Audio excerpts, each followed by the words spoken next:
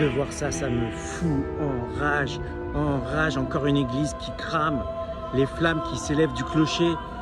Qu'on ne me fasse pas croire que tout ça c'est un hasard, il y a vraiment une épidémie, des flammes qui engouffrent Notre-Dame, qui brûlent Saint-Sulpice et maintenant Saint-Omer. Et qu'est-ce qu'on a vu la dernière fois quand on a chopé quelqu'un à Nantes?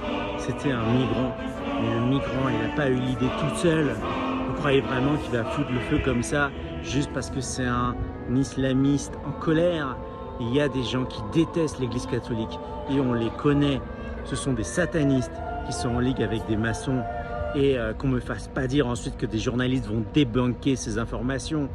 Vous savez, ces fact-checkers qui a été sponsorisé par le fonds Samuel Paty qui détournait l'argent du gouvernement juste pour en faire comme ça une machine de propagande. Nos églises brûlent et il y a de plus en plus de Français en colère et ça c'est la seule chose qui doit nous éviter de désespérer parce qu'ensemble on peut sauver la France.